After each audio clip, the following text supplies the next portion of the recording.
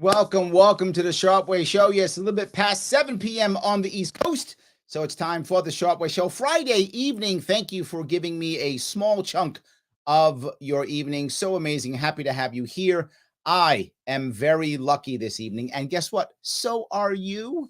We have a wonderful guest, someone who has insight, someone who is trying something very new and exciting. You might think she's crazy. I think she's amazing, but I mean, maybe she's both. She could be both of those things. You never know. She is the former producer for Timcast and the current host of, hope I get it right, the Trad Wife Story Hour on right now. The one, the only, aka Sour Patch Lids, Lydia Leitermann. How are you? I'm great. Thanks so much for having me, Larry. I'm stoked to be here with you. I am happy to have you also. And for those of you who want to follow her, you can. Please do so on Twitter at Sour Patch Lids. If you are listening, that's Sour Patch, and Lids is Lyds. Don't mess it up with an I. It's Lyds, and the same on YouTube. Correct. Well, there's two things I want to bring up, and they're right back to back. First, you, then something popular. You packed up and left something that was very popular, right? Very popular. People knew, very popular, to go and kind of reboot in a way, right? To kind of, I guess, take your life back maybe, or change your lifestyle or something. That had to be tough. Why would you make that step? And let me go one step further. Move cities too, like not just change your job, but move cities. That's right. So our main goal was to further our community. We were trying to build our own family. That's one thing we've been trying to do. We're trying to create our own family. We're trying to have kids. But we also wanted to be close to Andy's family, my husband's family. And he has family up in the blue state of Massachusetts, which is where we are now. And it's been really interesting. People here are really nice. I lost my wallet. Really interesting story. I ended up losing my wallet at a park, and a lady found it. She got in touch with me by email, and I said, how did you know who I was? And she said, I looked you up on social media. And I was like, oh boy, she knows everything I think now. And she still decided to return. She still gave you. Yeah. Wow. I was and really she didn't call the police on you. Oh my exactly. God. She told me that I was some kind of extremist. She's like, I don't meet this lady. I'm going to put it on my front porch and come get it. But she did. She gave it back to me. We went over to her. She told me where she lived, which was also super awesome. And we just went and picked it up. I was just touched. And I was like, that is a really nice thing to happen to me. In my experience in this town, everyone's been super nice. And people tell me, well, they wouldn't think the same of you if they knew what you thought. And I'm like, well, I know at least one lady who does. I thought. Yes. Yeah, and she still managed to be kind. So this really goes to my whole thesis. As we were making this move, I was like, you know what? I think that most normal people don't want to be red and blue. They want to just be people. They would like to be friends with the people who live around them. They want to get along with their neighbors, and they want to maybe argue about things they don't agree with and then return to being friends. And that has so far proven to be exactly the case. So I would bet where you are talking about the Patriots. Yep, exactly. Yes, where I am, we talk about the Giants and the Jets. So Yeah. where you are, Right. what Patriots? Yes. Yeah. Yes. No, I live in the deep blue city of New York. I mean, I get it completely, right? I live. You know my political leanings, and you know they're not mainstream New York City political leanings at all. Right. But yes, somehow I still manage to have friends here. So I do think you're correct, and I'm glad to see that's what was important to you.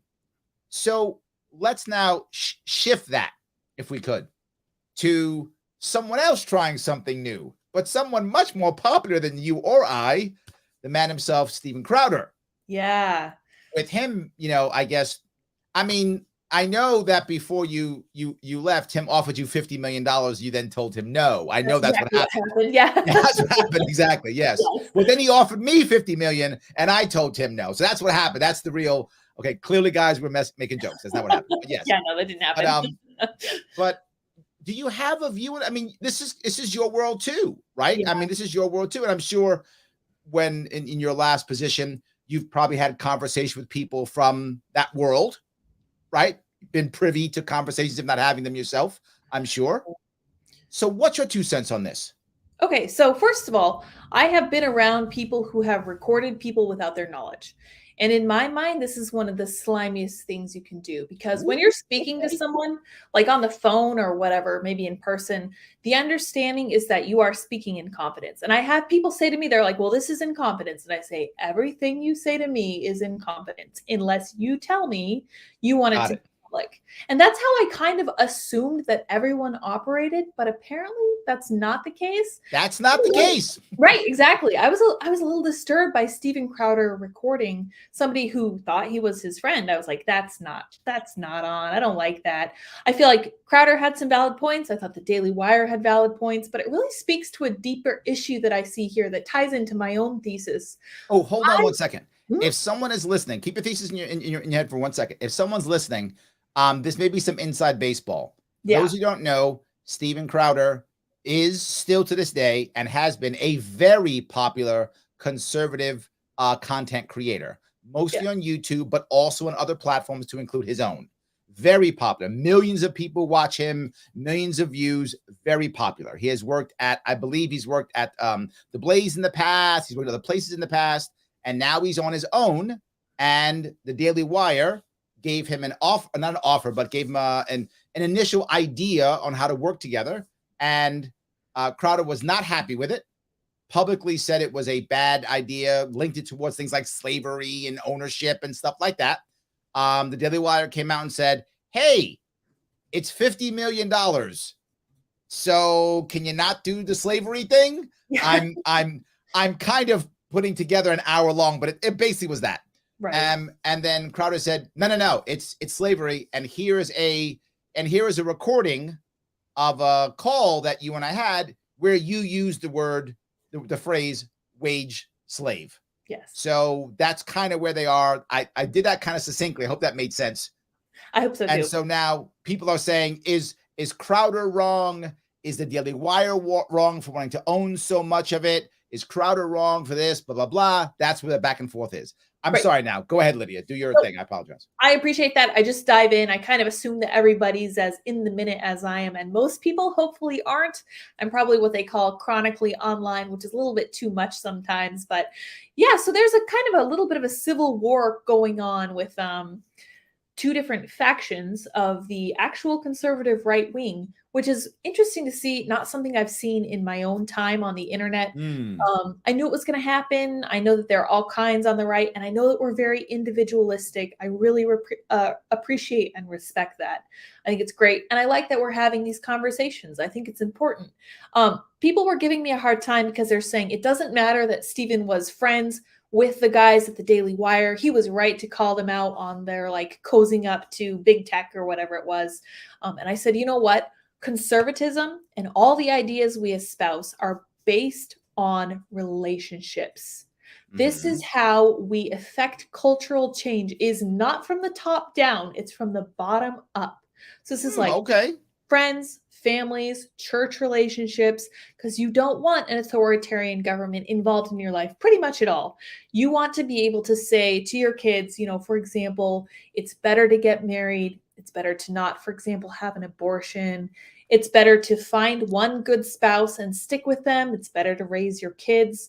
These are all things that parents and communities should be doing. I actually read a study a long time ago I need to touch back on, but it said something along the lines of if there are males in the neighborhood, like involved men around the household, even if that family is fatherless, the family's children will still be okay because they have that influence, even though they're not the dads. And I thought that was Because they really have the positive male role model in their life, even though it exactly. isn't in that physical house. Exactly, and I thought Got that it. was so neat, so inspiring because it was like, it really is about community and being friends with somebody, even if you go into business with them, which I know can be a little dicey. Doing business with friends is always kind of hard, but we have to have that understanding of trust that I kind of felt that Steven Crowder betrayed. I really took issue with him recording, you know, Jeremy Boring without his knowing. I thought that was really kind of unprofessional and kind of unethical. I didn't feel like they offered him anything super insulting, and even if they had, this really isn't the kind of thing. It's not kind or professional to kind of air that dirty laundry online. So I that was my conclusion. I was like, conservatives need to protect relationships pretty much above all else. But then I also realized that both parties could certainly be capitalizing on this kind of rage baiting, click farming stuff that they've got Well, going on there. So they could be both. let me touch that piece, right? I think there are two pieces. I agree with you completely on the relationship thing. I think friendship does matter. Yes. I do. I think it matters. And that may seem trite or silly, but I do think it matters because at the highest levels of business, and I have done some deals at high levels, not like billions of dollars. I've never done transactions in the billions. But I have done some in the high levels. I've been an officer in a public company twice.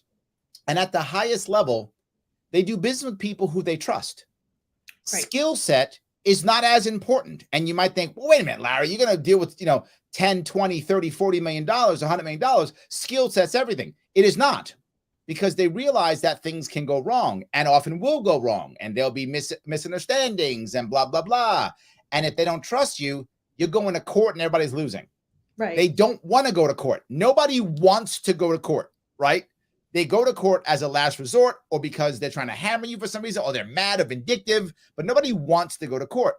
So most people at the highest level, they care about trust. The problem with the Crowder DW situation is if it's real, and to your second point, it may not be. Right. If it's real, they have broken trust, right? And so no matter what the good deal is, maybe they want to offer them $100 million or whatever is the thing, they can't do it anymore because the trust is now broken. So I think your point's right on the money when it comes to friendship. But I would go one step further. At the lowest levels, two people start a new business. Trust is even more important because here's the opposite side of this. People are saying it's such a big deal and blah, blah, blah. And I'm going to go, with the bigger issue, which is we shouldn't care so much. Why? These are two massively heavy hitter entities that can talk about $50 million deals and reject $50 million deals. Right. I'm not in that world. I wish I was. I wish they were offering me. I wish we were getting off $50 million, Lydia. That would be awesome. But Yes. we're not there. So in the worst case scenario, let's say Steven Crowder takes it on the chin and he gets his butt beat in this socially. So let's, for example, right now that's not the case, but let's say it's true. Maybe he'll lose 10% of his audience. Maybe. So he'll still be a multimillionaire either way. He'll be fine. Say the Daily Wire gets just slaughtered socially, right? On social, they get killed on this. Maybe they'll lose 10% of their audience. Maybe. So the next deal they make will only be a $40 million deal, not a $50 million deal. So either way, neither of them is hurt. But I think to your point, I think they both benefit. Right. So one of the things that I learned when I first came into this world was that all publicity is good publicity. And people will tell you, oh my gosh, such bad publicity, all this stuff. They're being dragged through the mud. They're writing hit pieces on you. And I'm like, yeah, now they know my name. I don't feel bad about that. And I'm like, I see no issue with that. Call it infamy or fame, but name recognition is a powerful thing. And I saw that, the Daily Beast, I think Will Sommer writes for the Daily Beast. I think he's written the few choice pieces that Tim's had written on him. And he's really not a very truthful person. But the fact that he's talking about this really makes me maybe kind of suspect that these two guys who were very good friends, Ben Shapiro is one of Steven Crowder's first lawyers, and they've known each other for over a decade. They've really gotten along very well. And it made me wonder, was this kind of a plot to get themselves into the public eye a little bit more? I was fascinated by that idea. I'm not accusing them of anything. Good for them if this is what they had in mind. And I would like to think that they actually are still really good friends and they'll be able to do something together in the future. But I also do like that the right wing is full of independent thinking people. I don't like the idea of being a bunch of automatons like the left wing, even though that enables them to get a lot more done. I love that we're able to argue about these kinds of ideas and reach a bunch of different conclusions and kind of still come together at the end of the day. So I still see a silver lining here, and hopefully we're still able to be friends after this is all over and done with. I don't know, to be fair. I think you're right. I don't know Steven Crowder well enough. I don't know Daily Wire people well enough at all. It's not really my world, right? Yeah. The libertarian world is not the conservative world. They overlap here or there, but they're not the same world. So that's not really my world. I don't know them very well. I think I met Ben Shapiro once at an event, if not mistaken. That's about as far as I've gone. I know Glenn Beck, so it's kind of in the world, but not. He's a little bit out on his own too, a little bit, right? So so he's kind of in that world, I guess. So I don't know. You're right. It could all be an amazing, maybe they thought, how do we make another hit like that? What is a woman thing? Hey, Crowder, why don't you insult us? I mean, that Yeah. could have happened. I mean, who Yeah. knows? But my point is, you're right. This is good for both of them. People are now talking about them, thinking about them. When I ran for office, people would say, Larry, they made up these lies about you. And I'd go, great. Right. Oh my God, that's amazing. So they wrote about me? Yeah, awesome. And what it actually happened where they did a bunch of hit pieces for me against the Republican Party did in 2018, saying I was anti-cop, I was anti-gun, literally the only person who was pro-gun in the entire race. But they made up all these lies, and people were like, "You got to do something." I said, "No, that's great." And what ended up happening is, there was no actual effect on the polling, but my social media went up. Yep. So it was a net gain. Right. Right? They thought, oh, this is going to crush Larry. I'm like, no, say I'm everything. Right, Because what happened is people said, Larry who? And then they looked me up and went, oh, this guy isn't anti-gun at all. Oh my God. Right. What's going on here? So Exactly. yeah, I completely agree. I totally agree. I think it's a good idea. And I like the mindset that all publicity is good publicity. Now, if they're going after your way of living, if they're going after your advertisers, that's a little bit different. But just like kind of sparring with each other in the public sphere, I think it's great. I think the public discourse is wonderful. And I like the fact that everybody's kind of engaging and really kind of getting into it and exercising their ideas with one another, not necessarily just against the enemy, which is the left. But yeah, I think it's good for us. Keeps us sharp. But iron sharpens iron. I'm sharp every day, no matter what I do. That's right. I know. It's in your name. I don't have a choice. So yes. So, but you have a separate issue though right now yourself, right? I mean, you have some popularity, but I know you're trying to grow something bigger and bigger, of course, right? We all want to get bigger and get, and have more influence. Of course, we all do. Are you looking at something like that? Are you worried that now that you're not with the big boys at the moment and you're restarting, that while there's something glorious about a new start, I know I've done it too, it is something amazing and powerful and glorious. Don't you also have some fear, some worries? I mean, you seem to be so positive. I'm not trying to be a nudge. I want the audience to understand this. You're so positive, but don't you have some fear of, oh my God, did I do the right thing? Is this going to work? All these things. Right. So this is always a concern when somebody starts a new thing. But I have to say, before we start this, the name of my show is Trad Queen Story Hour, which is a spinoff of Drag Queen Story Hour because my husband is very clever. My husband has been there for me. He's been behind the scenes tweeting out about my show. He's been hyping me up and trying to encourage me as I go into this because I'm like, it is intimidating.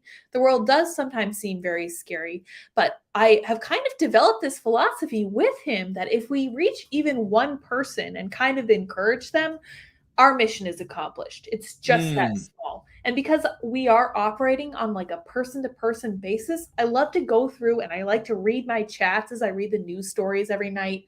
I start at 6 p.m. I open it up. I read something interesting and kind of offbeat. Like last night, I talked about how little kids have been getting into their parents' edibles and they look like candy. So they're eating them. And I said, hey, everybody, be super careful. If you have this kind of treat, keep it well away from your kids. It makes them really sick. Keep it away from your pets. So I just start with that kind of thing. And then we talk about basically what's breaking in the news. And everybody knows my bias. I don't really care for the Biden administration. I think it's crazy. It's like watching a movie and it is really dramatic and interesting. But I'm like, look at this. More corruption is coming out every day. But, and then I go on and I read people's comments and I know a bunch of the people in my audience and I have a lot of fun with that because it's like, I'm connecting with people I'll never meet in real life, likely, whose real names I'll never probably know. And that's okay. If my show can be a little encouraging to somebody who feels that what I was feeling on Timcast IRL was a little bit like we were too much in the it's the end of the world boat. You know what I mean? It's the whole. I know there's a lot of Civil War talk on that show. No, I know there is. And I was getting to the point where it's like, well, is that how it has to go? Or can we offer some kind of alternative? And I like that idea. Yeah. So I found research when I was first starting out that said something along the lines of 81% of people do not think it's okay or wise to judge someone based on their politics. And I said, that's it. That's what most people don't want. They don't want to be divided along party lines. It's just kind of the way it's shaking out between social media and education and all this critical race Two-party stuff. system. Exactly. Yeah, it's a problem. It really is. And that has divided us probably much more than it should have to begin with. And then with social media really amping that up Yes. and the pandemic worsening everything, not surprising at all. But I was very reassured to learn that people try not to judge people based on their partisan affiliation. I was like, that's very important to remember when you're going out and trying to meet people, is that people don't really want to judge you based on who you voted for. And at Yep. the end of the day, it's not that big a deal. You can still get along with everybody. But that was encouraging, much more so than the whole, oh my gosh, is it time for a national divorce, move out of big cities and all this stuff. I'm just like, look, there has to be a way to get along with the people who live around us. Everyone's not out to get us. It's called paranoia. We can find common ground. And it's very important that we do so because we love our country and we want to preserve something for our kids. Right. So I like that very much. that's I been my do. mission since we've been working on this. And it is scary, but it's worth So I have a way of doing that. And here it. comes my sponsor. You can head over to theadvocates.org if you want to and take the world's smallest political quiz. Why would you do that? If you take the world's smallest political quiz, it's only like 2 minutes. That's it. You take the quiz and you share the results. If you share the results, people will notice it and they'll start taking it too, and you'll start talking. And you might find out that you might share some things. You might both be moderates. You might both be liberals. You might both be progressive. You might both be libertarians. Who knows? I actually had someone take it last 2 days ago, this week, came up authoritarian. It does happen. I know. Lydia's like, what? Yeah, it's true. It happens. And I'll give you a little inside baseball here, Lydia. We've been giving people this test, the world's smallest political quiz, for now decades. And you can come up with 5 different options, right? Either you come up libertarian, moderate, conservative, progressive, or authoritarian. Luckily, a good thing, authoritarian's always the smallest piece. It's the smallest one ever. And it's under 5% usually. It's very low. However, recently, last couple of years, that percentage has been going up. Now, that doesn't mean that doesn't mean that America's 5% authoritarianism, but it means the people who are taking our test, who are basically the same types of people we catch online, people we catch at events, people we catch at, trade shows, those people who did the test, there are more authoritarians than ever. So a little bit scary. So guys, take the test. Hopefully you don't come up authoritarian. Share the results, have the conversation. And if you've already had and taken the test, no worries. There are like 6 or 7 different surveys based on things like monetary policy, foreign policy, military expenditure, pandemic response, all those things. Take one of those, share the results, and have the conversations. Theadvocates.org. It's all free. It takes a couple of minutes. They're my sponsor. They support my show. Support me for free. Just go there and do it. If you're saying, Larry, I've done it already. I like your show, but I don't want to do it. Then click the like button. What are you waiting for? Click the like button. Then you're talking trash. Stop talking trash and click the like button. And then do me one more favor if you would. And then one more. That is, please follow Lydia if you could. Follow her on YouTube, Sour Patch Lids, and that's Lids with a Y, Lyds. Follow her on Twitter, Sour Patch Lids. That's Lids with a Y, Lyds. So you were talking about your mission. Joe asked specifically, he asked a very specific question. He said, literally, what is your mission? Do you have an actual mission statement, or do you have a feeling? How do you know what your mission is?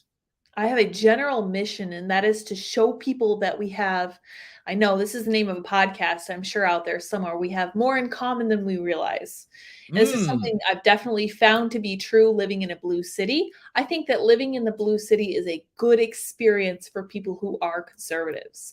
It gives you a chance to see what everybody's really thinking.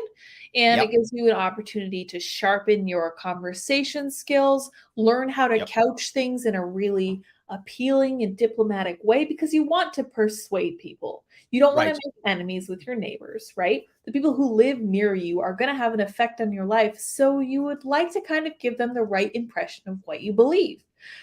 So my whole gist is that we are not as broken as the news makes us think we are, because telling us we're broken is a really good way to get clicks and views. It's not a good way to preserve our country. So absolutely. Well, Sam asks, would either of you sign a contract that would compel your speech to be in line with YouTube or Facebook, etc.? That's a good question. Do you have a number, Lydia? Like, is there an amount you could be bought by? Like, if someone said, "Look, $100 million," like, is there a number you like? Fine, I'll shut up for 4 years or whatever. Like, is there a number? So here's what Timcast decided to do. And this is also something that Steven Crowder has done and the Daily Wire has done very successfully. This has worked for every single last one of them. All of them are still on YouTube, right? Mm-hmm. So all of them to some degree are towing the line. They're understanding. There is a well-known phrase that Steven Crowder uses, which is basically F off YouTube, because I'm going to go behind the paywall now and say all the things that I can't say on YouTube. But everybody knows that YouTube is the single best way to advertise what you're saying and the fact that you have a platform. Timcast did the same thing. They said, all right, we're done with the show. We're going to go over to the bonus section. We're going to record it. We'll upload it in a minute. Stick around and watch it later or watch it tomorrow, whatever. That's exactly how it's done. People who use YouTube as public relations are very, very smart. YouTube is literally a tool of the left that you can then use against them by saying, hey, you know what you can do if you want to support me and see what I have to say about these issues that's a little less orthodox than what I typically say on YouTube? Sign up for my site. Go check it out there. You can pay like $5 a month or whatever, something affordable for most people. And then that works really well for all these guys. It's a really good business model. I think when you're running a business like the Daily Wire, you have to make money, right? We know this is a fact. I like making money. I think making money is awesome. I hope we all make lots of money. I do too. Maybe not even $50 million, but I want us to be able to afford to live. I know in New York City, it's very expensive. So I think that the Daily Wire has every right to expect the people who contribute to their platform to be truly contributing, like to not be saying crazy things that gets them banned on purpose, just so they can take like 2 weeks off, because a 2-week ban means that you can't do anything. And I think the Daily Wire just wanted to disincentivize that kind of loose cannon type mentality. Steven Crowder is a little bit of a firecracker, and we know this, right? They've gotten demonetized on YouTube before, not even for saying anything super crazy. I understand where the Daily Wire is coming from. Got to keep everything running. Steven Crowder thought they didn't offer. But I guess the point is, what if you're more of an up and comer, right? Steven Crowder is going to be set no matter what, right? Even if he decides to go off and just be a stand-up comedian the rest of his life, he's not going to starve, right? He'll be able to eat. He'll be able to live well. He'll be fine, right? Right. He might not make $50 million. Who knows? But he'll be fine. Everyone in the Daily Wire will be fine, right? Whatever, all of them will be fine. But none of them are going to be starving or on welfare. They'll all be great. But what about someone who's not doing as well, right? What if you had to basically be the thing that Crowder said, right? If you actually had to be not what you're talking reality. I'm talking, what if, whatever, I don't have $50 million, but say I did, and I said, Lydia, I adore you. I want you to come on my network. I need you to basically be my wage slave for 2 years, but I'll give you $10 million, $5 million a year, but basically just kind of be my, be the equivalent of my press secretary, right? Be the equivalent of that, right? You can say your own stuff, but as long as I say it's okay. Is there an amount of money where, 2 years,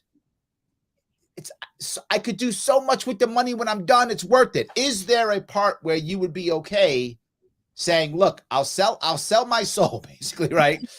For X number of years, for Y number of dollars. Is there a future you could see that would say, there's a number in time I would do it?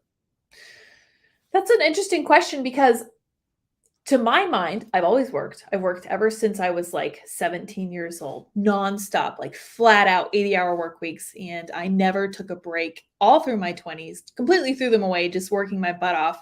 And what I found was that I might as well have been in a contract, but I also wasn't working in a field like this. My speech wasn't that important. I was just doing all the dirty work, for example, at the hospital. I felt like it was very important, it was very meaningful, but my speech was not as important to me. So I feel like that's something that has to come into effect, and you have to weigh whether it's more important that you be able to spout exactly what you think 24/7, or if you really, really think that first of all, that the mission of the people you're working with, like the Daily Wire, is noble enough that you could kind of tamp down your own feelings and your own emotions for a little while to Yeah. further their goal.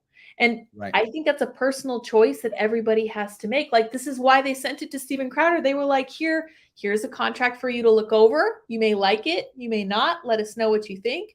In most circumstances, that wouldn't have been made public. That just would have been something that the recipient would have been like, you know what?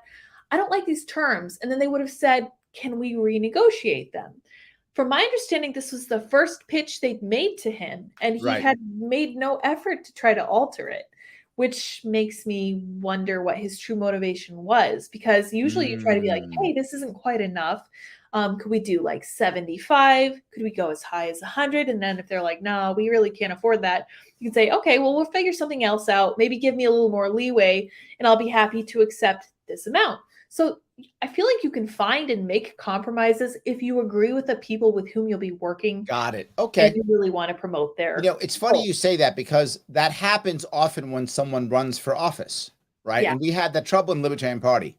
In the Libertarian movement, we're only the person speaking is a real libertarian. Nobody else is, right? So that's kind of how that works in our movement, right? I'm the only real libertarian around here. No one else is, right? So anyone who's running is clearly not libertarian enough, right? Obviously.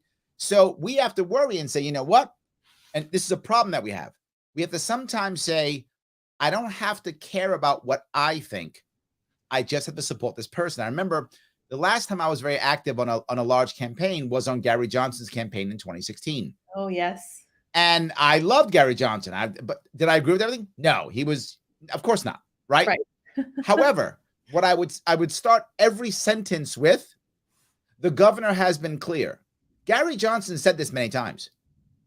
Johnson, what Johnson has said is, so it was clear I was speaking for him. These were not my views. I was espousing his views. So if I said something that I didn't agree with, I was okay with it, because I wasn't saying I agree with it. I was saying this is what he thinks, right? So he thinks this. So in my head, as long as I was saying, and I started, if you see any of my stuff in 2016, when I was on TV for him, when I debated for him, I always start my sentences with, Governor Johnson has always said so. The governor has said so. Gary Johnson has been very clear on this. So I was always speaking for him. And I think if it was that, I could easily do it. Yes. Easily. Yeah. Easily. That's exactly what I'm talking about. Because when you have this higher goal, like your higher goal was trying to get Gary as close to the presidency as possible. Absolutely. Whatever that looked like. And I did, just full disclosure, just so you know, I did vote for him in 2016. So I was like, I have no idea what Trump's going to be like. I really don't want Hillary. I'll cast my vote for the Libertarian. It's more like a character assertion. I really want everyone to know that I don't really like the two-party system right now. It's too restraining. So I voted for him. But so there you go. I did a great job. I think that if you have a higher goal in mind, like Steven Crowder has always been a little bit hyperbolic and a little bit brash. Sure. I felt like that was really what we needed. I thought that we needed a late night comedian on the right side of the aisle. I always thought that was super cool about him. Very funny, very charming. That's his shtick. He's good at it, right? Yeah. He's good at that. Right. And he knows it. And he does. He has 6 million subscribers on YouTube, which is fantastic. So it might be a little too late for him to jump on board with something like the Daily Wire, because he has his own mission that he's pursuing. Right. He's not starting from the bottom, like almost like Michael Knowles did, where he would come on and contribute to Andrew Klavan's show. He was the cultural commentator or whatever who would join Klavan occasionally. I don't know what actual role he performed at the Daily Wire before that, but he's a good commentator. And they're like, hey, do you want to join us as like a new startup?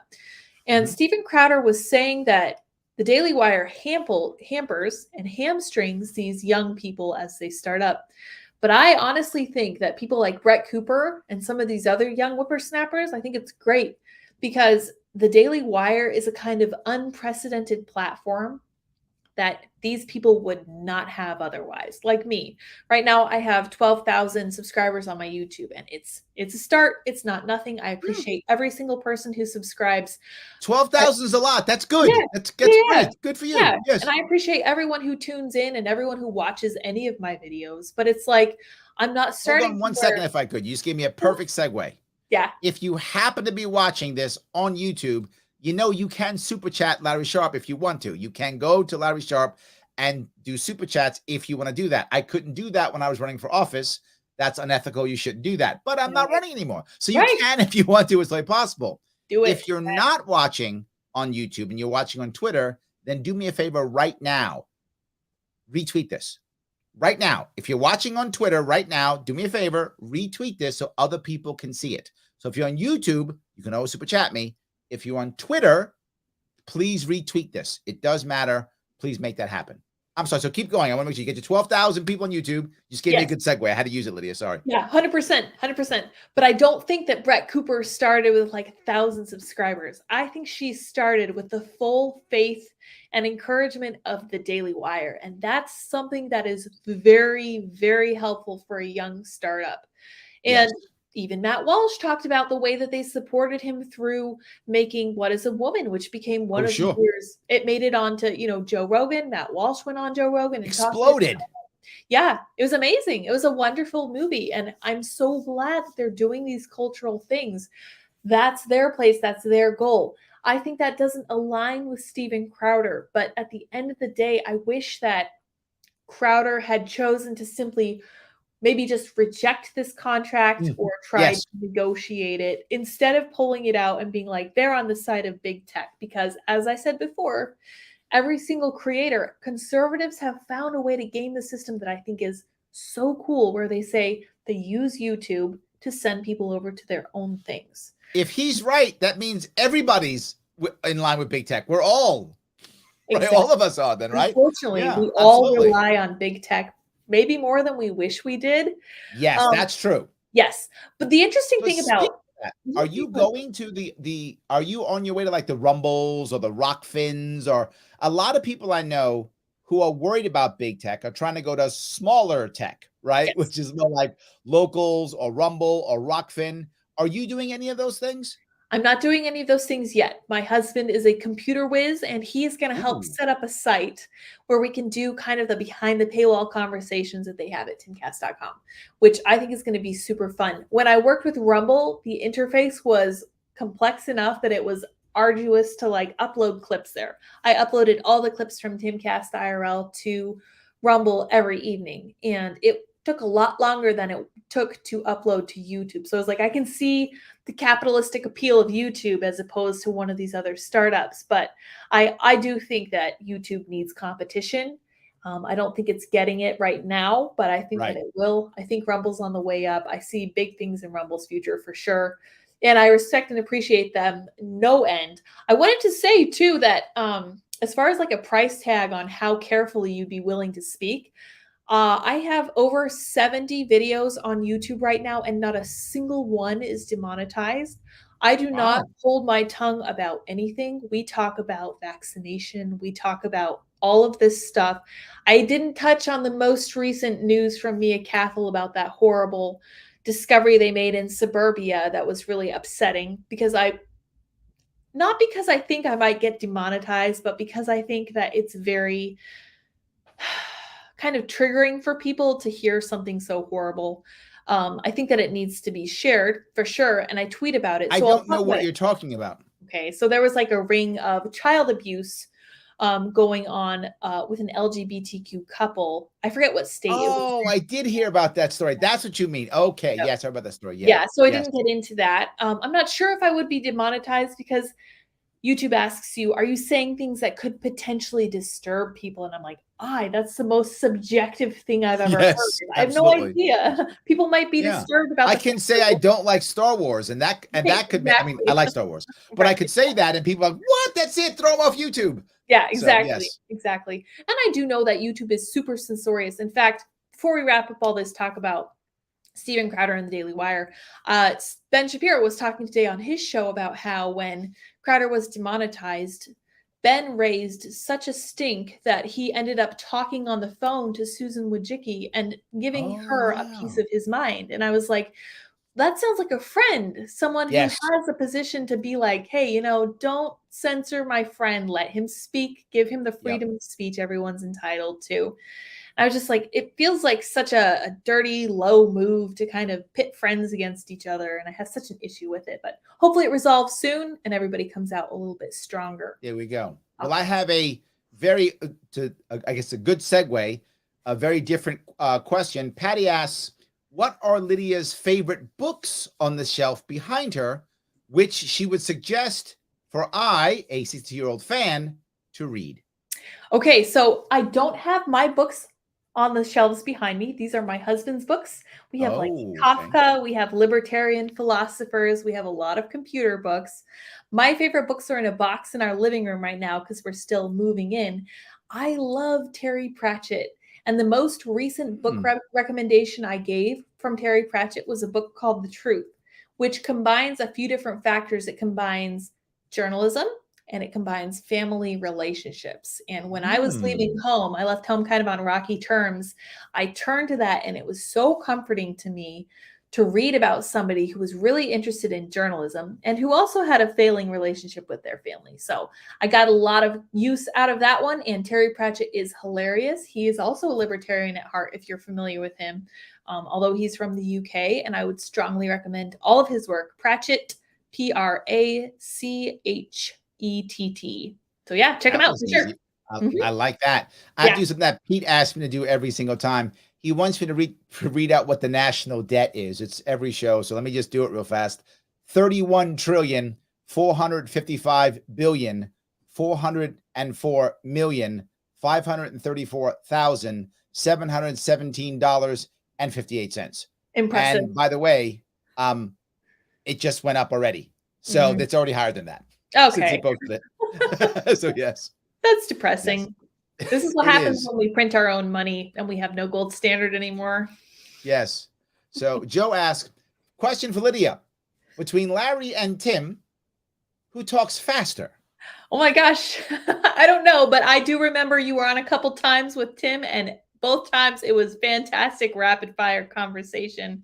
I mean, you're talking to somebody who listens to all her podcasts at 1.5 speed with all the silence removed. So it's just a constant stream of words the entire time. And I listen to Ben Shapiro at that rate too. So it's like, it's fast, and I can appreciate it.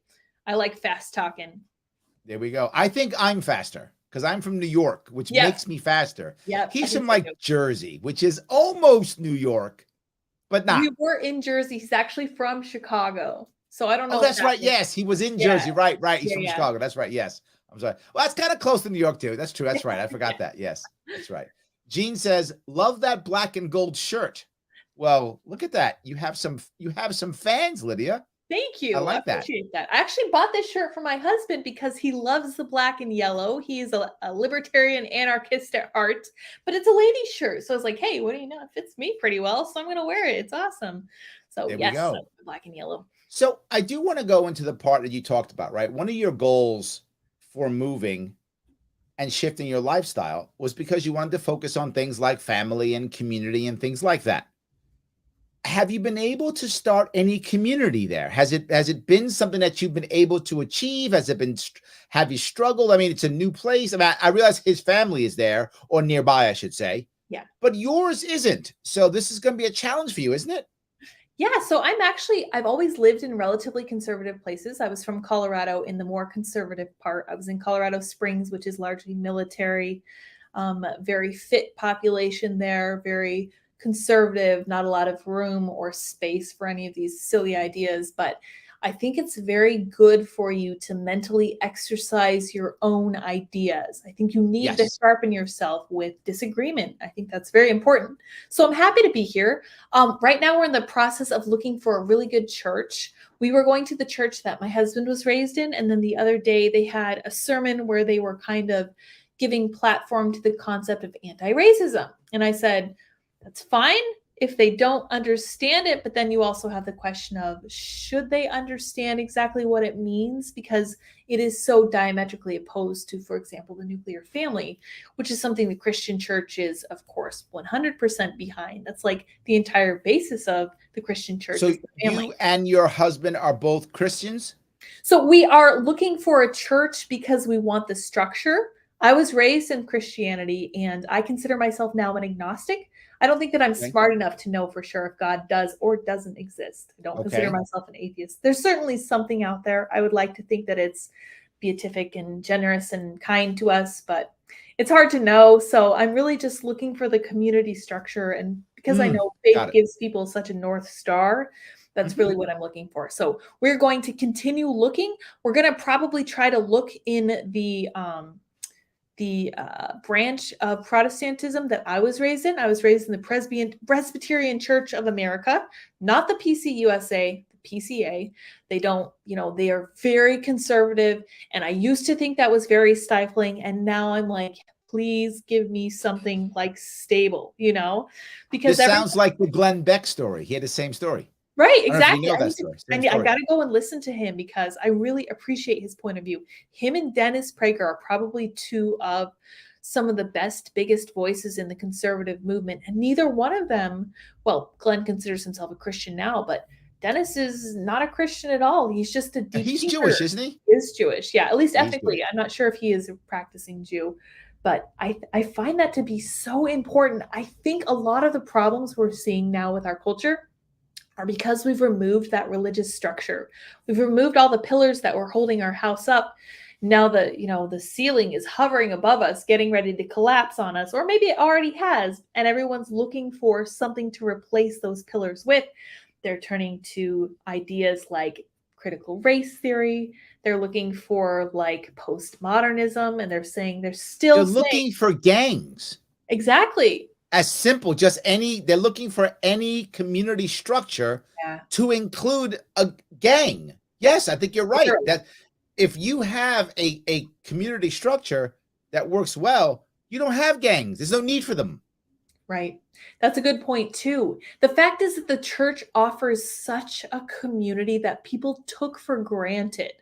And that was so key to keeping America great and strong was this knowledge that people at church were kind of keeping an eye on you. They cared about your life and they might judge you if you did things that were wrong. If, for example, you got pregnant out of wedlock, people were going to be raising an eyebrow at you and they might like try to intervene if they thought that you were maybe drinking too much or maybe addicted to some kind of something. They would step in and say, "Hey, we care about you. What are you doing? Can you not?" Because you're being a bad role model for our kids, first of all, purely selfishly, but also because we care about you as a brother or sister in the church. Very important to have that. And that is more of the community based organization that I talk about instead of the top down authoritarianism from the government. Yeah. Patricia says, define gang. Ooh, let me It's a try. good question, right? How I define gang, I used gang in the most, I guess, commonly thought of term, as in a bunch of young, almost always young men who are taking action in the black market. That's how I would define gang. Right. A group of young men who are taking action in the black market. That's how I would define gang. And if you do that in today's world, you're probably going to jail. But if you have a good community for those young men to take action within the regular market, they don't go to the black market, right? They go to the black market because they can't find satisfaction or action, or to your point earlier, Lydia, they can't find positive male role models in the regular market. If they can find it in the regular market, they would go there. When they can't find it, they go to the black market. That is how I define gang. I hope that was clear, Patricia. So yes, Yeah. Tony agrees with you.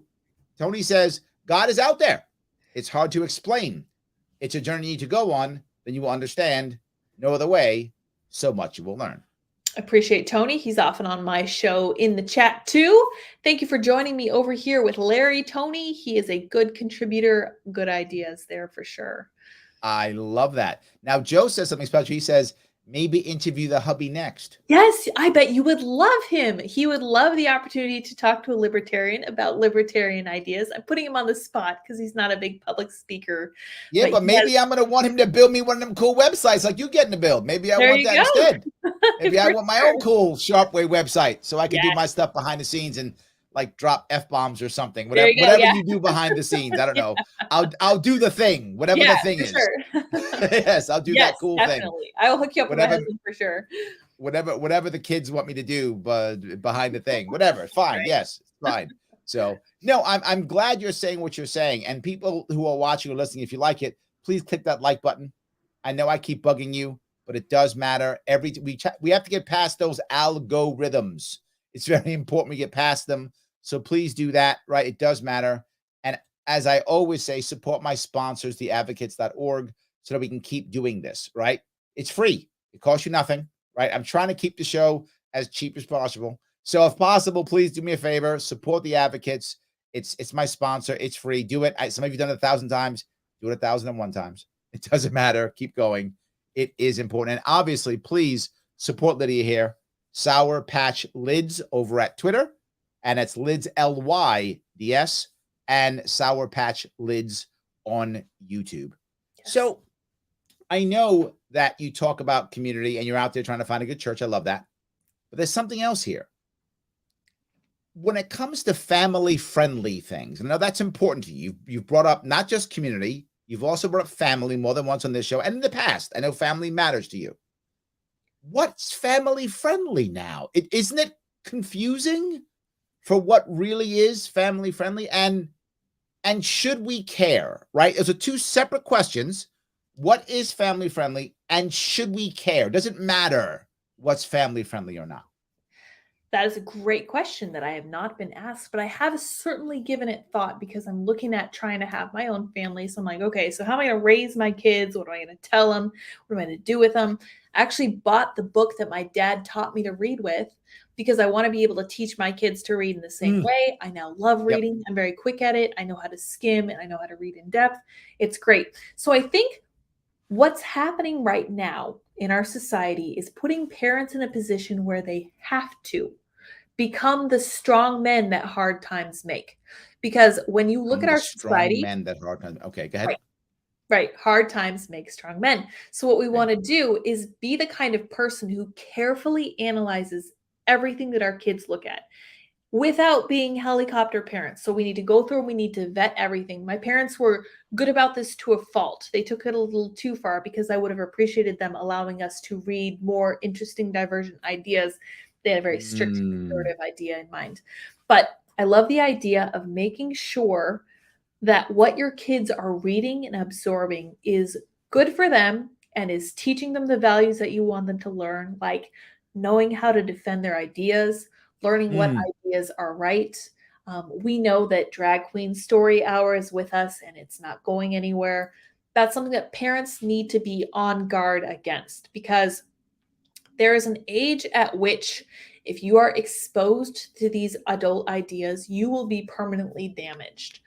There is such a thing as too early for some of these things. And I know sometimes at the libertarian conferences, they're like, well, why shouldn't we be selling these hard drugs to 5-year-olds? That's such a silly question.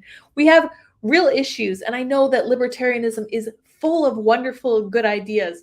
And I think it really empowers parents to say, no, government, you know what? I'm going to help raise my kid. I'm not going to allow you to put critical race theory in front of them. I personally firmly espouse the idea of homeschooling. I was homeschooled. I thought it was crazy restrictive at the time, but I was never abused in any way. And I am so grateful to my parents for making sure that I was well protected from all of that stuff. I can't even tell you that every day I'm so happy that I was given this. It is a privilege to have parents who really care about you. So I think that what's truly family friendly is a set of parents who are extremely devoted to making sure that their kid is protected from all of the stuff that society wants to expose children to every day. That in So nature. how does a parent then, to your earlier point, how does a parent then know, all right, 9 is the right age, 11 is the right age, 14 is the right age, right? How does a parent know that? And do we risk, to your point, maybe we go too far and I really should have let my daughter see this at 13 and not 18, or I'm making these things up, obviously. Right. I'm just saying in theory, right? Well, I'm How not do a we parent. know that? Yeah, I'm not a parent yet, so I try not to preach too much to people who do have kids. I know it's very challenging. I know that every kid is different and they're all going to test you in kind of different ways. And because they're all so different, it means you're going to have to kind of adjust your expectations for what you thought, what age you thought they would be able to handle X at. Like, my parents gave us more and more responsibilities as we got older. So it was less about privileges and what we could see and what we could do, and more about what we were capable of doing to help the family. And I found that to be, they've actually learned recently, or they came out recently and said the best way to raise really good kids is to put them in a position where they are contributing to the household, because that leads to them feeling like they have something to give, like their contribution is appreciated and necessary for the house. My mom had us girls cook one of the meals. She had 3 girls, so she had each daughter make one meal every day. And I took that so seriously. I made dinner for quite a while, and it was so important to me to, I would go out and I would collect all of the ingredients at the grocery store, for obviously for my mom to buy, bring them home. I would start cooking every day at 5 p.m. And then I was so happy when people liked what I did. And I was so gratified with that. That is the positive view of what you're talking about there, because you're asking the question about like what age you should be exposing your kids to this kind of thing at. And I think that parental involvement, like I remember the first R-rated movie we watched was The Patriot with Mel Gibson. And we watched it with our parents, and they said, I know this stuff can be really hard to watch, and you can cover your face if you think it's too much. I know it can be difficult. But they were like, this is how things really were. And we're so lucky to live in the shadow of such great men who did such difficult things to make sure that we had such a wonderful country to live in. And even that experience of something that could be considered traumatic or difficult for a kid you still remember that with you're not telling me this story with like pain. You're telling me the story. You're proud of this story. Right, exactly. The only thing that I probably really shouldn't have seen was arachnophobia, because I had a little bit of arachnophobia for a few years after that. See, I was like 7 when I saw that. Now, in my mind, 7 might be a little too young to be exposed to like a shower of spiders falling from an upper deck or something. That's a little too young. And I think I would probably use that personal experience to be like, okay, so scary stuff can probably wait until they're like 13 or 14. But historical stuff, like realistic depictions of the way things were, they could probably watch pretty young. And then, of course, that depends on what you've taught them so far. It's all just so, it depends on your kid personally. No, I like what you're talking about. The ideas of, you want to give the kids more responsibility so they can be part of the family. I get that completely, right? My oldest daughter's in college now, and my youngest one is junior high school, middle school right now. My youngest one's in middle school. And I think one of the things I did as a father is, it may sound crazy, but I joined them in many things. Like, they want to go do something, let's do it together. You like this thing? Let's do it together. Let's do this thing, let's do it together. That's it. When my daughter was in a basketball team, I was a basketball coach. When she played softball, I was a softball coach, right? I mean, I did the things with her. When she liked to watch videos, we watched videos together. I tell a story often on my show. My oldest daughter used to really like PewDiePie. And I used to watch PewDiePie videos with her. And some people tease me because my youngest one really liked Roblox. Not as much now, but she used to really love Roblox. So I had a Roblox account. And people were like, that's commitment. Larry, you have a Roblox account? I'm like, yes, because I want to play with my daughter, right? So I'm going to play with her. Now they're older, they don't play as much anymore, but I still have an account. If you go on my computer, there's still a little Roblox thing. You can press it and you want to go on my account, right? But obviously, I don't care about Roblox, right? However, when my daughters want to play, I'm in, right? Let's do this. We're going to play together. It's all good. That was my style. So I think my parenting style was more for both of my daughters. It didn't feel like it was kid-centric at all. If it made any sense. Right. Like, I wasn't like trying to control them what they're doing. Well, whenever they were doing something, I was in. So it felt like they had more control. It felt more of a bottom up than a top down. That made any sense? Yeah. As you often say. Exactly. It was much more of a bottom up way of doing it. As they decided, I said, okay. And when it came to chores, I never assigned my kids chores. I asked them what they wanted to do. I did what I do in sales too when I do my training. I call the illusion of choice. So do you want to do the dishes or do you want to clean the table? You're going to do one of those things. I Are don't you say that. I just go, which one? They right, right. assume that well, I don't want to do dishes. Oh, so you do the table? Okay, I'm doing yeah, a table. Okay, okay. you win. You're the boss. You're doing That's a great. table. That's great. So that's been my style of parenting forever. And I I think love that's what I've that. been doing.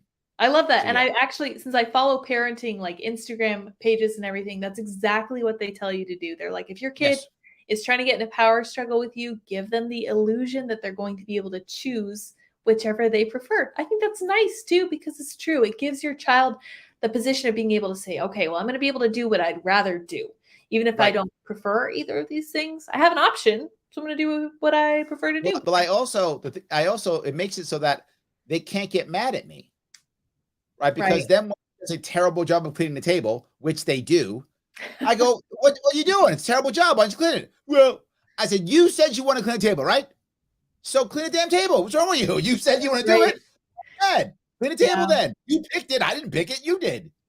And They have assumed the responsibility themselves, which is you very did it, not me. powerful. Yeah, Yes. I I love it. remember when my oldest daughter, she didn't want to do any homework. She's fighting with my wife, fighting terribly with my wife. Oh, unhappy, mad, mad, mad. And I said, why are you guys fighting? And so my wife's like, she won't do her homework. Yeah. I said, so what? She goes, you take it. She like walks away from me. I said, I got it. So I go to my daughter and I said, you want to do your homework? She says, no. I said, okay, what do you want to do? She goes, I want to watch SpongeBob. I said, go watch SpongeBob. She went. A couple hours later, I come back. I'm like, you want to do your homework now? No. What do you want to do? I'm going to keep watching SpongeBob. Okay, watch SpongeBob. She goes to bed, wake up next morning. She thinks that we're going to wake up early in the morning and do her homework. I didn't do it. So she goes to school, does do her homework. I'm home when she comes back. She comes back home and she's mad. Like, she's got to be like 8. She's mad. I said, why are you mad? She said, teacher got mad at me. Why? Did she do your homework? Yeah. Wow. You probably did Yeah. your homework, huh? She's like, Mhm. yeah. She never fought me again. How funny. She never fought me again. She saw the reaction to her own choices, and then she was like, Absolutely. "I like that." Yeah. Absolutely. And I don't care about one day of homework. One day Right. of homework means nothing. No Right. one's going to remember that. Nobody cares. I mean, most school is useless anyway. So, I mean, who cares, right? It doesn't really matter. But what mattered was the lesson that was learned. My Right. youngest one fought me a different way. She didn't want to study for a test. Didn't want to study. Okay. So I said, okay, don't study. She goes, what do you mean don't study? I said, go fail a test. And I speak to my daughters just like this. I mean, I literally just go, yeah, don't fail a test then. I don't care, fail a test. Don't you want me to do well in school? No, you told me you want to do good in school. You told me you didn't want to be stupid. That's what you told me. If you want to be stupid, be stupid. It's your life. Don't fail your test. She went, no, I don't want to be stupid. I said, you better study then. She said, I need help. I said, I'll help you. Done. That's great. That's perfect because then you're saying, well, you know what you don't want to be, but you also know what you don't want to do. I'm willing to bet that what you Yes. don't want to be really Yes. outweighs what you don't want to do right now. That's a very powerful lesson too. I feel like But it okay, so also, yeah, go ahead. I was talking to my husband about this yesterday, and I said, I think that mothers are great when kids are younger. And then when they get a little older, dad can have that 100% power true. to be like, all right, so here we go. Here's what we're 100% gonna true. do. And I thought that was great. I was like, I feel like that would have 100% been true. perfect balance for When me when my I was daughters were little, I was really the playmate. right. I was on the floor playing with the blocks. I really was the playmate more than Mhm. anything else. My wife took on the massive share of the child rearing. I mean, she gets 90% was her. I was 10%. And I was mostly just the playmate. You know, take them to the park, take them out sledding, whatever, that kind of stuff, right? When we got older, I definitely have more influence on them once they started becoming 10, 11, 12. I have much more influence on them than, and as teenager, my oldest one, a teenager, had a lot more influence on her when she was a teenager, a lot more. And most of my kids don't really rebel against me. They rebel, as all kids do, but not against me. And the reason why is I don't tell them to do anything. It's hard to rebel when you don't give them any orders. Right. I just give them choices. I don't give them any orders. You get choices. That's So they don't ever interesting. rebel against me. That's interesting because that removes their potential to rebel against you. And it also removes you from being a helicopter parent and trying to force them into doing all this stuff that you want them to do. Because I'm sure you have a very clear vision of who you'd like them to be when they grow up. I don't. Like a No, no, flexible. no. I'm No? I'm gonna give you. Everyone who, if you're listening now, if you're a parent, if you want to be a parent, I'm gonna give you some free consulting. Give you some free consulting, and it's what I'm gonna tell you is very hard to hear. It's very simple, but very hard to do. If you remember two things, you will be it's very easy to parent. Only two things, but it's very hard. Number one, your kids are not now and never will be you. Yes. Man, is that hard to accept. Yeah. But if you actually get that in your heart, that's number one. Number two, you cannot protect or control your kids. Boy, is that hard to accept, but you cannot. Which means you must train them to protect and control themselves. If you get that, if you really get it in your heart, you must train them to protect and control themselves, which means the number one thing you must be is a good example. Ooh, because hard. Kids don't do what we say, they do what we do. Very hard. If you can understand that concept, you will be a better parent. That's all I can tell you. That's exciting. That makes me even more excited to start my family, because you're right. I constantly talk about how there's such a difference between simple and easy. Yep. Something very simple can be exceedingly difficult, and you can work on it for your entire life and never be good at it. But I really appreciate those 2 points. I'm going to have to keep those in mind. And to be clear, I'm not sitting here saying I always did it. I want to be clear. I did not always practice what I'm preaching. Right. But I do know from both my successes and my failures, both of those, that's what I should be trying to do always. And all of us should be doing this, if we're parents, to the best of our ability. But of course, we're not perfect. Of course, we'll fail. I did too. I wish I was the perfect parent. I was not. But as close as I could be, I did that. Yes. I love that, and I appreciate that. And I will say, on the note of failures, in my experience, what I remember from growing up was watching the ways that people failed and seeing what happened to them and being like, oh my gosh, I don't want that to happen to me. Then I remembered that. Like, I feel like we really remember negative enforcement or like negative messages that we see. We're just like, oh my gosh, I really want to avoid that. So I'm going to change my behavior so that doesn't happen. Absolutely. Absolutely. So I guess I went down a couple of roads with you tonight. Before we wrap it up, I want to ask, are you going to go to a guest-like show similar to what you've had in the past? Or are you going to kind of stay kind of you doing your thing? Where are you going to go with this? Where's the show going? We're going to go in a guest type direction. And I would really love to have several ladies on and have like lady chat. I really feel like conservatives need a place to talk to women. And I think that women really need to feel represented by the movement. So hopefully that's something that we can get to down the road. Really can't wait to bring on guests soon. I'm hoping that will be our next project. We have so many little projects we're working on right now. Sure. We'll get to it. We'll make it happen. Yes, very excited. And I would love to have you on my show too. So hopefully that's something we can do soon.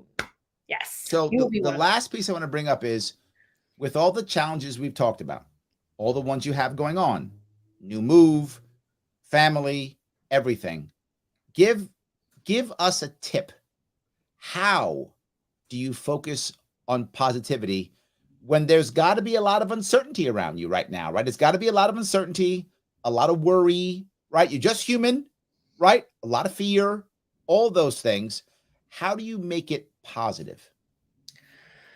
Ooh, so for a long time now, ever since I kind of moved a little bit away from Christianity, I started focusing in on Stoicism.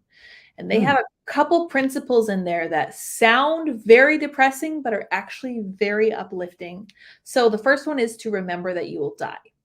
And that's hard for people. I know that modern Americans don't want to think about death. It's one of the only things that happens to literally everyone. No one wants to talk about it. It's the only thing you have to do. Yes. It's the only thing you have to do is die. Everything else is Exactly. Sorry, I couldn't hear you. Yeah, it's true. And it does happen to everyone. So I'm like, okay, I want to live each day so that if I die in my sleep in the middle of the night, I feel like I lived a good life. obviously you wouldn't have a chance if you died in your sleep. But if you saw a bus barreling down toward you and you knew it couldn't stop, you wouldn't be like, oh my gosh, I forgot to say I'm sorry or thank you. So my whole goal is to try to live my life like that. And when you do, it makes you really grateful, and it makes it so that you're constantly looking for the silver lining. You're looking for the best part of life. And then the other thing that Stoicism teaches is to imagine the worst. Because when you do imagine the worst possible thing that could happen to you, when it doesn't, you are incredibly grateful. And when you live your life with a spirit of gratitude, it's so easy to see everything positive. Like right now, I'm waiting for my medicine to be refilled. I have multiple sclerosis, and they've really delayed getting back to me with my medicine. And I've chosen to have the mindset that stressing about it is not going to help. If anything, it would exacerbate my multiple sclerosis. So I'm like, all right. Yeah, let's not add stress. Whatever happens will happen.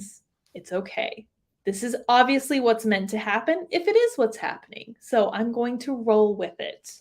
And I think that having this kind of attempted mindset of gratitude is very helpful when it comes to looking at all this stuff, because honestly, we live in America. We won the jackpot. So I feel like if I base everything on that, I can look around at my neighbors and be like, look at all these people from all these different countries who care about the same things I care about. That's the most amazing thing in the world. And then you go from there, and it's like, holy cow, everything is great and possibly getting better. And there's so much room for it to improve. And who knows what's going to happen tomorrow. So you just have to kind of adjust your expectations and work from that starting point, and you will find that everything cheers up a little bit. I don't know. It sounds a little trite when I say it that way, but I think that works for me. I think that, in a similar fashion, one of my favorite books that I've ever read is a book by Miyamoto Musashi. He was the greatest Japanese swordsman, The Book of Five Rings. I love that book. Yes, one of my favorite books. Yes. And the reason why is he talks about the code of the warrior, or the Bushido.